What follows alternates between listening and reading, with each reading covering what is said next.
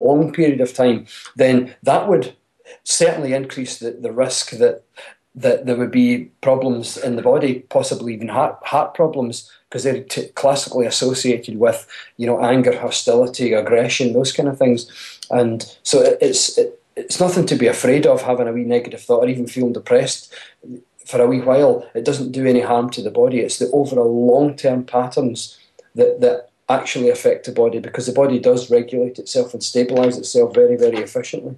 So is there a thing with the brain as well, with like a neural net in the brain that kind of keeps jigging around, and the more you train it, new connections are made? Absolutely. In fact, neuroscientists call that phenomenon neuroplasticity, and it refers to the plasticity of the brain. And I guess a good metaphor that I sometimes use is, we used to think the brain was hardwired. So like you get to as you're growing up, the brain is changing and growing as you're growing. A bit like, the way that dough is moldable before you put it in the oven. But when you put the bread in the oven, the dough in the oven, it comes out as hard. It's got a crust on it, and it's hardened. And the metaphor used in neuroscience is that, because sometimes what we used to think is when you get to about 16, 17 years old, your brain is a bit kind of moldable up to that point, but then it's almost like putting the bread in the oven, because the brain becomes hardwired after that point. And many people believe that when you get to that kind of age, the brain is hardwired, is impermanent, you can't change it. But actually that's been completely overturned. And it's more like the fact that you never put the dough in the oven. So the brain is constantly changing, right up to the last, it's changing like dough really, right up to the last seconds of your life. And it's changing around the things that you're doing, your habits, what the things that you're thinking about, even your thoughts are causing this neuroplasticity. And that's what that study I talked about earlier with the piano study, when people were going plug, plug, plug, plug, plug, plug, plug, plug, plug in their minds or on a piano. That was neuroplasticity in action. People just imagining playing the notes was causing this neuroplasticity in the brain. In other words, the brain was growing and changing like a muscle. So it's actually always changing, and it's been pointed out in a couple of individual papers that the average time it takes to break a habit and rewire a different way of thinking and behaving is only 21 days. So if a person has like an overall habit of acting in a certain way or thinking in a certain way, the moment they stop and commit to acting or thinking in a different way, some of the connections, this neural net that you referred to, some of these neural connections in the brain begin to unpick themselves. It's almost like you've got two trees beside each other and branches overlaying, interconnecting the trees, and all of a sudden the branches begin to pull back and shrink back, leaving a gap between the two trees. And that's really what's happening in the brain as you stop behaving in a certain way or stop thinking in a certain way, is that the neural net, the branches begin to unpick themselves, and then a different part of the brain begins to grow, like a muscle almost.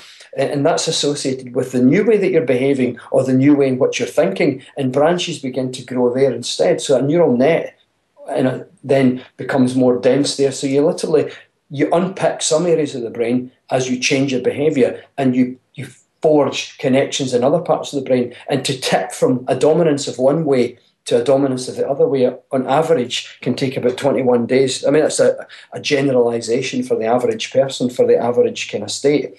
But it definitely shows that the brain does wire itself and rewire itself almost continually. It's interesting because I've got an interest in autism. My daughter's autistic, and I do a lot of research in it. Right. And there's a book out at the moment called The Horse Boy, and the guy who wrote it, his son's autistic. And what he found was when he got onto a horse, because he was constantly balancing, it was stimulating the brain somehow, and he was able to speak and become a lot more coherent. Yeah. There was another thing on the TV the other day about an autistic boy who couldn't read and write, and he got into doing ballet and dancing, and within 9 months he was reading and writing. So That's something, incredible. do you see what I mean? The stimulation through movement is doing something in the brain, opening all possibilities up. Absolutely. I think there's so much that we're learning now that we never even conceived of before. I mean, the fact that these examples you've given are showing that the brain has an incredible capacity to change and to grow. And you're absolutely right. It's certainly not that hardwired thing that we used to think we had. I mean, even when I was at university from 1988 to 95, I had learned that the brain was hardwired, but it's only been in the last 10 years, in fact, since I left the pharmaceutical industry, that a lot of the research in neuroplasticities came out, showing that, you're absolutely right, the brain is constantly changing, and there is so much capacity there for change that we've never really considered before. And those examples you've given, that should give hope to a lot of people that finding a way around certain conditions is absolutely possible. Yeah, no, indeed, it does. It does. So another thing I just wanted to talk about as well. You do some work with is it quantum field? You do like a quantum kind of healing. And I've got a couple of questions I want to ask you on this, because go for it, yeah. I did ask some people to send some questions in as well. And right, excellent. Can I read them out to you? Of course you can, yeah. Okay, please. all right. So the first question is, I've been practicing getting into the quantum field to change things, but sometimes I'm not sure whether I have actually done anything because I don't feel any changes. Can you ask David how do you actually know that a change has occurred, and does it only occur if you feel something, or it only requires the intent and acceptance that it has happened, a more knowing sense rather than a feeling sense?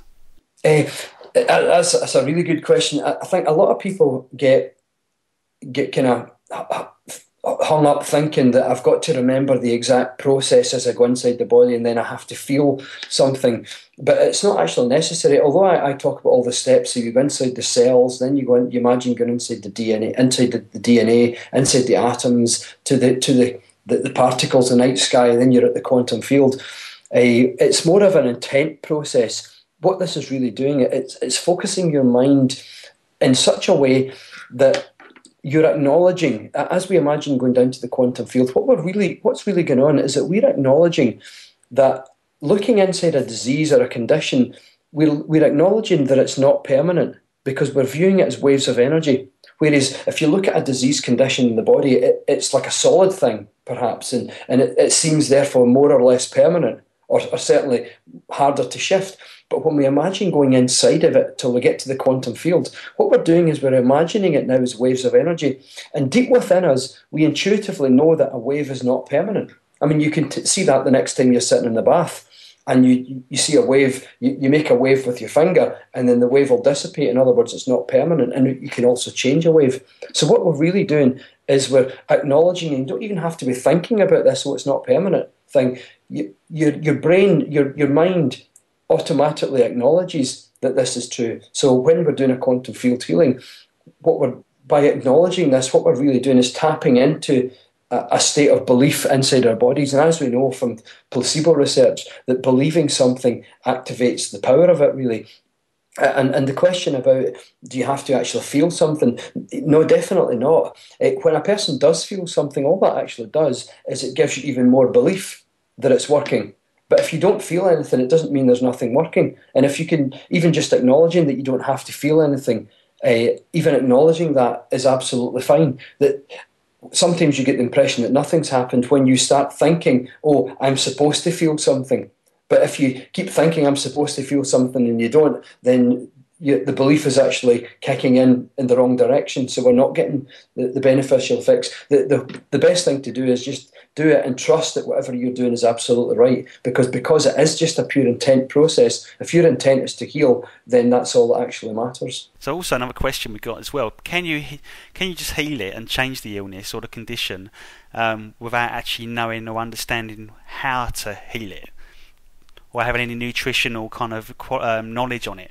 Can you sort of be a layperson and just send the healing without understanding how it's healed? Do you know, I think we do that all the time. I think we're continually healing our bodies and not even aware that we're doing it without having any knowledge of things. There's probably, there's disease-causing situations in the body frequently that just appear and then disappear seemingly on their own accord.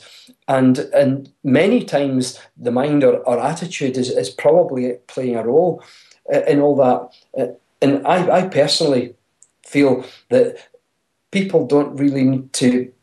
Sometimes knowing too much about something can complicate things in our own minds, because we get this idea, oh, that's really difficult, then there's so much there that needs to be fixed. But sometimes some people get better effects and visualizations when they know very little about something, because their own mind isn't getting in the way, thinking, well, I have to heal this part, then that part, then that part, and then these cells have to turn round to the left